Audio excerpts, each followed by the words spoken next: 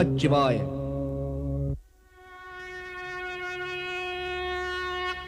ஓம் நம சிவாய. ஓம் நம சிவாய. ஓம் நம சிவாய. ஓம் நம சிவாய. ஓம் நம சிவாய. ஓம் நம சிவாய. ஓம் நம சிவாய. ஓம் நம சிவாய. ஓம் நம சிவாய. ஓம் நம சிவாய. ஓம் நம சிவாய. ஓம் நம சிவாய. நான் தான் ஓம்காரம். படைப்பிற்கு முன்பு வெறும் சூன்யம் மட்டும்தான் இருந்தது. அந்த சூன்யத்திலிருந்து உருவான ஜோதி வடிவம்தான் சிவன். அந்த ஜோதி வடிவமான சிவத்திலிருந்து ஓம்காரம் என்ற சப்தம் உருவானது. நான் தான் சிவனின் முதல் ஒலி. கடந்த காலம், நிகழ்காலம், வரும் காலம் எல்லாம் என்னுள் அடங்கியது. எந்த சூன்யத்திலிருந்து நான் தோன்றினேனோ அதே சூன்யத்திலிருந்து 5 முகம் 10 கைகளுடன் எந்தவித குணங்களும் இல்லாமல் சிவன் தோன்றினார். இந்த சிவத்திலிருந்து 8 கைகள் கொண்ட மகாசக்தியும் தோன்றினாள். அதன் பிறகு அவர்கள் இருவரின் சக்தியும் ஆகாயம், காற்று, நீர், நெருப்பு, பூமி போன்றவைகளை படைத்தன. படைப்பின் இந்த செயல் மெல்ல மெல்ல தொடர்ந்து கொண்டிருந்தது. நீரிலிருந்து பார்க்கடல் தோன்றியது. அதில் ஆதிசேஷனுடன் ஸ்ரீஹரி விஷ்ணுவும் தோன்றினார். அவருடைய நாபிக் கமலத்திலிருந்து தோன்றினார் படைப்பின் நாயகன் பிரம்மதேவன்.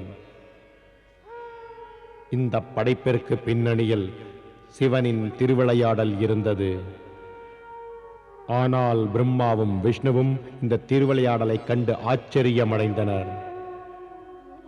அவர்களை சமாதானம் செய்ய சதாசிவனின் ஜோதி வடிவம் தோன்றியது.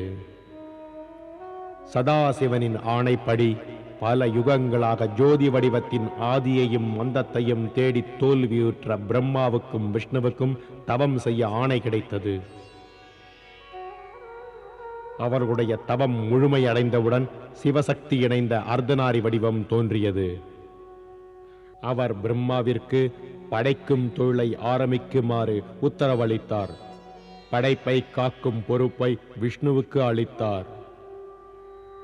அதோடு சிவசக்தி தாமும் அவதரிக்கப் போவதாக கூறினார். பிரம்மதேவன் பல விதங்களில் 3 குணங்களான சாந்த குணம், நற்குணம், துர்குணங்களை படைத்தார். அவர் மேலும் ஸ்வர்க்கம், பூமி, பாதாள உலகங்களை படைத்தார்.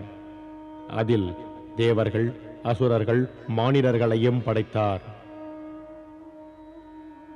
இவ்வாறு படைக்கும் பொழுது தனது மானசீக மைந்தர்களையும் படைத்தார். சப்தரிஷி, மனு, சத்ருபா, காமதேவன், நாரதன், சந்தியா மற்றும் தட்சனையும் படைத்தார். தட்சனின் அகங்கார குணம் பிரம்மாவையே அதிர்ச்சி அடைய வைத்தது. படைக்கும் தொழிலை பிரம்மா செய்து வரும் பொழுது பிரம்மா தனது மூல ரூபத்திலேயே இருந்தார்.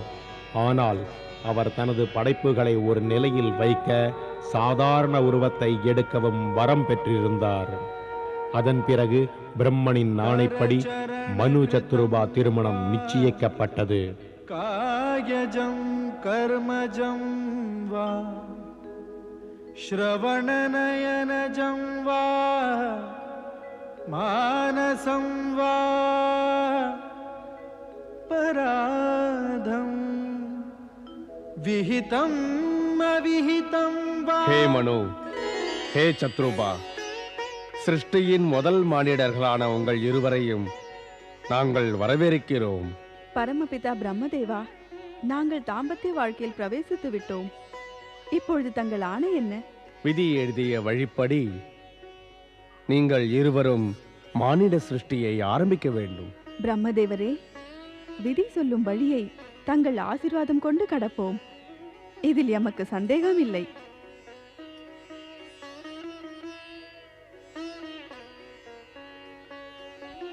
மகாராஜாதிராஜா மகாராஜா வீரணே, உனது புத்திரி சௌபாகியவதி வீரணியின் கரத்தை தட்ச மகாராஜாவின் கரத்தில் சேர்த்து திருமணத்தை பூர்த்தி செய்யுங்கள். குரு பிரகஸ்பதியின் ஆணையை சிறமேற்கொள்கிறோம்.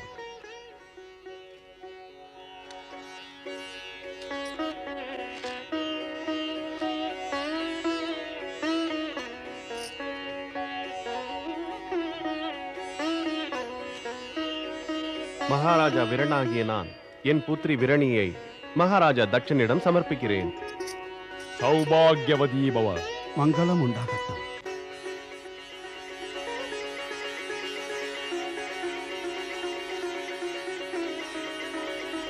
மணமகன் தட்சனும் மணமகள் வீரணியும் இப்பொழுது தர்ம விதிப்படி தம்பதிகளாகிவிட்டீர்கள். என் விருப்பம், மனம் சொல் கர்மத்தின் வழியில் பிரஜைகளின் நன்மைக்காக நீங்கள் இருவரும் வாழ வேண்டும். பிரம்மதேவரின் விருப்பத்தை பூர்த்தி செய்ய தட்ச மகாராஜனாகிய நான் வாக்களிக்கிறேன். நாங்கள் இருவரும் பிரஜைகளின் நன்மைக்காக மனம் சொல்லும் கர்மத்தின் வழியில் எங்கள் தாம்பத்திய வாழ்க்கையை அர்ப்பணிப்போம். தட்சன் மக்களின் நன்மைக்காக தனது வாழ்க்கையை அர்ப்பணிப்பதாக வாக்களித்தான். இதனால் ஐம்பூதங்களிலும் ஒரு நல்ல பாதிப்பு ஏற்பட்டது. அவைகளில் ஒரு மகிழ்ச்சிகரமான சூழ்நிலை நிலவியது. அதே நேரத்தில் இந்த அண்ட சராசரத்தின் நலனுக்காக காணக்கூடிய ஒரு சாதாரண உருவத்தை சிவன் தரித்தார்.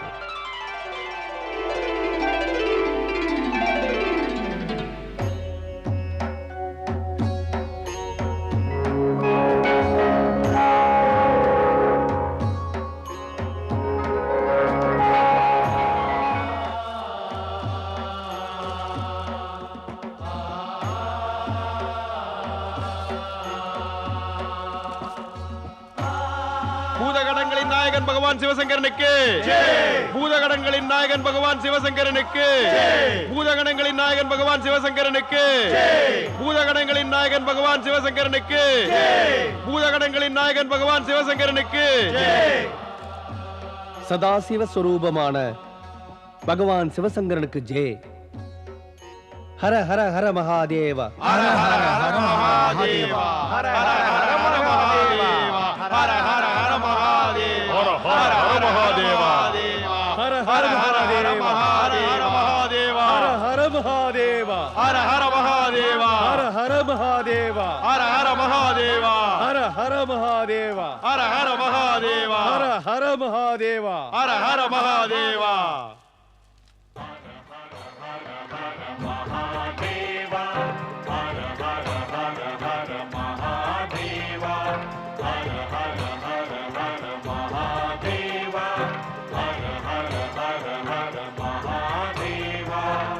பரம்பொருளான தெய்வம் நீயே, பரம்பொருளான தெய்வம் நீயே. ஹர ஹர ஹர ஹர மகாதேவா. ஹர ஹர ஹர ஹர மகாதேவா. ஹர ஹர ஹர ஹர மகாதேவா. ஹர ஹர ஹர ஹர மகாதேவா. ஹர ஹர ஹர ஹர மகாதேவா.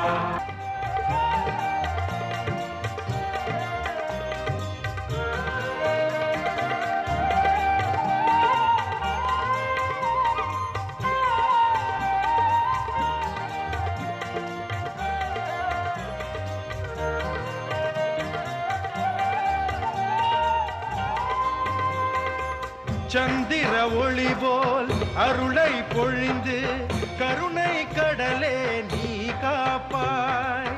உன் திரு உருவ அழகின தேவா, லோகம் மூன்றுக்கும் ஒளி தருவாய். கடலை துளியாய் நீ செய்திடுவாய், துளியையும் கடலாய் ஆக்கிடுவாய். ஹர ஹர ஹர ஹர மகாதேவா. ஹர ஹர ஹர ஹர மகாதேவா.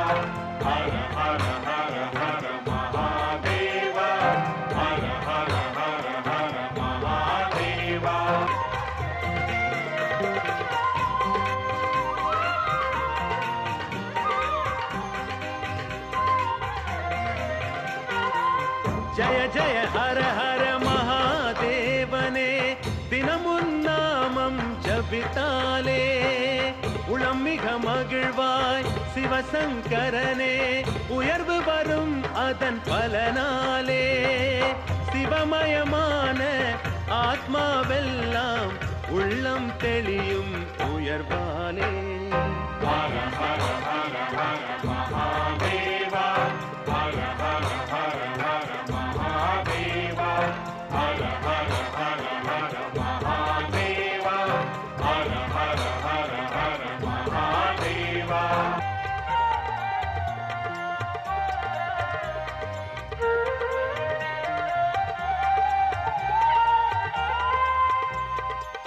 ஆதியும் நீயே அந்தமும் நீயே அருட்பெரும் ஜோதியும் நீதானே ஜெயமும் நீயே பயமும் நீயே அபயக்கரமும் நீதானே ஜகத்தினை அனைத்தும் படைத்து காக்கும் உபயக்கரமும் நீதானே ஹர ஹர ஹர ஹர மகாதேவா ஹர ஹர ஹர ஹர மகாதேவா ஹர ஹர ஹர ஹர மகாதேவா ஹர ஹர ஹர ஹர மகாதேவா பரம்பொருளான தெய்வம் நீயே பரம்பொருளான தெய்வம் நீயே ஹர ஹர ஹர ஹர மகாதேவா ஹர ஹர ஹர ஹர மகாதேவா ஹர ஹர ஹர ஹர மகாதேவா ஹர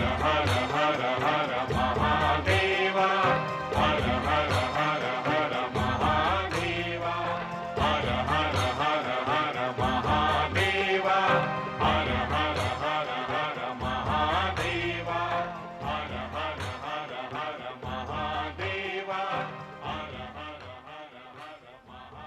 பூதகடங்களின் நாயகன் பகவான் சிவசங்கரனுக்கு பூதகடங்களின் நாயகன் பகவான் சிவசங்கரனுக்கு மூவுலக நாயகன் சதாசிவா தங்களின் வாக்குப்படி கையிலையம்பதியில் திரிசூலம் ஏந்தி முக்கண் சிவசங்கரனாக அற்புதமாக அவதரித்து இவ்வுலகில் உள்ள அனைத்து பிராணிகளுக்கும் அருளியுள்ளீர். எல்லா ஜீவராசிகளும் தங்களுக்கு கடமைப்பட்டுள்ளன. அவர்களின் நன்மை கருதி இந்த கையிலையில் அவதரித்து உள்ளீர்கள். மகேஸ்வரா, தேவரும் கந்தர்வரும் மானிடர்களும் உங்களது இந்த தரிசனத்தை கண்டு ஆனந்தமடைவர். சிவசங்கரா, நான் சிருஷ்டியை ஆரம்பித்த பிறகு உங்கள் ஆணைக்காக காத்திருந்தேன். தாங்கள் இந்த ரூபத்தில் அவதரித்து விட்டீர். இந்த அண்ட சராச்சரமே ஆனந்தமடைகிறது. நான் இந்த ரூபத்தில் அவதரித்து உங்களது விருப்பத்திற்கு ஒரு வடிவம் கொடுத்து விட்டேன் பிரம்மதேவா. ஏனெனில் படைப்பை ஆரம்பித்த பிறகு சுபம் அசுபம் போன்றவைகளும் குணம் துர்குணம் போன்றவைகளும் ஒரே நேரத்தில் தோன்றும். அவற்றை சீர்திருத்த தர்மம், நீதி, நியாயம் போன்றவற்றை நிலைநாட்ட மும்மூர்த்திகளாகிய நாம் உதவி செய்வது அவசியம். மகாதேவா, சிருஷ்டி முழுமையடைந்து விட்டது. மும்மூர்த்திகளும் இந்த ரூபத்தில் அவதரித்து விட்டோம். இருந்தும் என்ன பிரம்மதேவா, எக்காரணம் கொண்டு நிறுத்திவிட்டீர்? ஏ பிரபு, விதி நிச்சயித்தபடி சிவனும் சக்தியும் பிரிக்க முடியாத அங்கம். உங்களது இந்த வடிவத்தை நாங்கள் பார்த்து விட்டோம். ஆனால் மகாசக்தியின் அவதாரம் எங்கு எந்த ரூபத்தில் நிகழும்?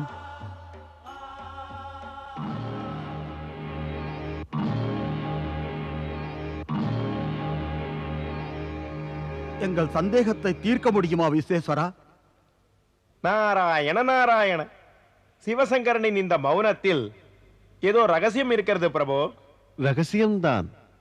அதற்காக நீங்கள் காத்திருக்க வேண்டும். காத்திருக்கவா? ஏன் காத்திருக்க வேண்டும்? ஏனெனில் சக்தி பெண்ணாக அவதரிக்க மனித குல அன்னை தந்தை மூலமாகவே நிகழ்வது அவசியம். தாங்கள் பிறப்பில்லாமல் சுயமாகவே அவதரித்துள்ளீர்கள்.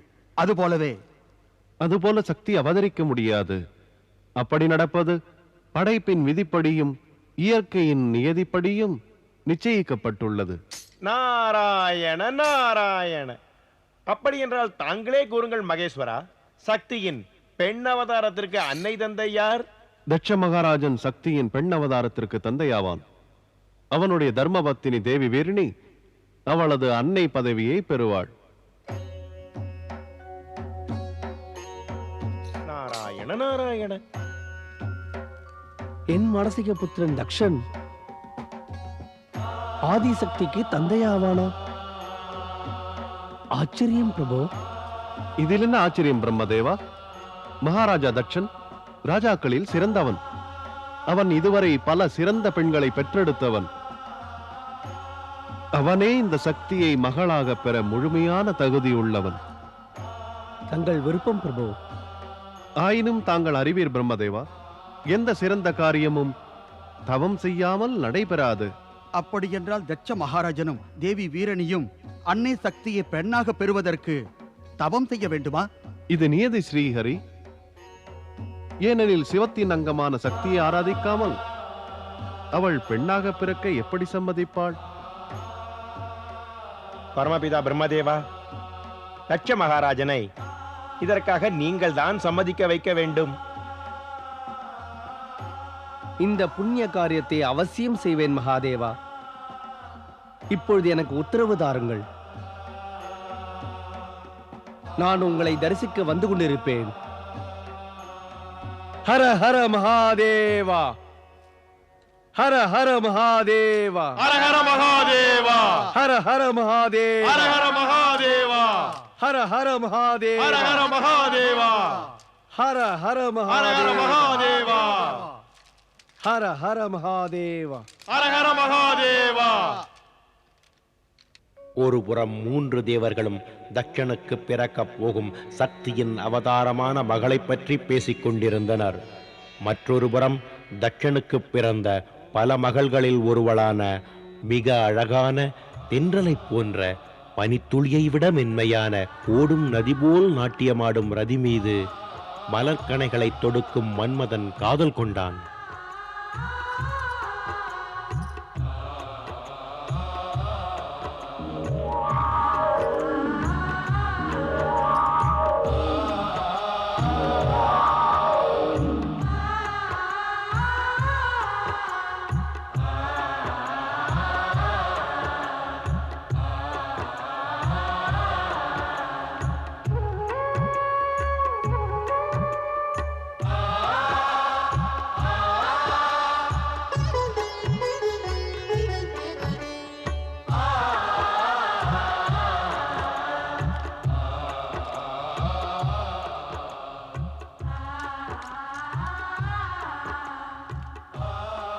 ஹரிதேவி, என்னை கண்டு கண்களை ஏன் தாழ்த்துகிறாய்?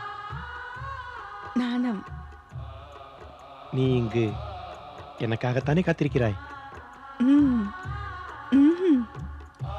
என்ன இது? ஆமா இல்லையா? சொல்லேன். இல்லை. நீ இல்லை என்று சொன்னாலும் உனது அகத்தில் உள்ளதை முகம் எனக்கு சொல்லிவிட்டதே.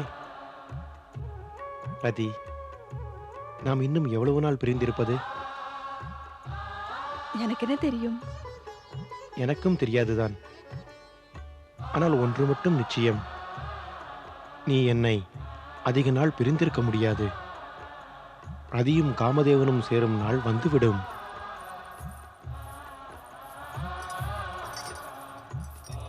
ரோஹிணி வருகிறாள், செல்லுங்களேன். திரும்பி செல்வதற்காகவா? உன் மனத்தால் நீ என்னை இங்கு வரும்படி அழைத்தாய். என்னை பிறகு வந்து சந்தியுங்கள். போங்களேன், போய்விடுங்களேன். செல்லவா?